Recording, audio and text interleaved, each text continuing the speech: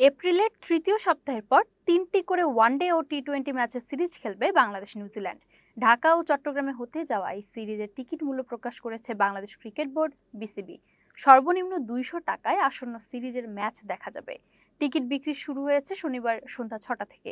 এর আগে দ্বিপাক্ষিক সিরিজগুলো ভিন্ন ভেন্যুতে হলে টিকিটের মূল্য আলাদাভাবে প্রকাশ করা হতো।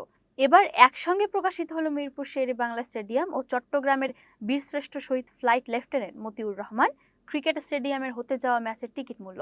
আগামী ১৭ এপ্রিল শুরু হবে ৩ ম্যাচের ওয়ানডে সিরিজ, যা প্রথমে বিকেল ৩টায় শুরুর কথা থাকলেও বিদ্যুৎ সাশ্রয়ের লক্ষ্যে নতুন সময়ে বেলা ১১টা থেকে শুরুর চূড়ান্ত সিদ্ধান্ত নেওয়া হয়েছে। একইভাবে ২৭ এপ্রিল থেকে শুরু হতে যাওয়া টি-20 সিরিজের ৩টি ম্যাচ সন্ধ্যা ৬টায় শুরুর কথা থাকলেও পরবর্তীতে সূচিতে তা বিকাল ৩টায় করা হয়েছে। ওয়ানডে সিরিজের ম্যাচগুলো মিরপুরে ১৭, ২০ এবং চট্টগ্রামে ২৩ এপ্রিল অনুষ্ঠিত হবে। এরপর টি-20 সিরিজের প্রথম ২ ম্যাচ ২৭ ও ২৯ এপ্রিল চট্টগ্রামে এবং শেষ ম্যাচ হবে মিরপুরে ২ মে।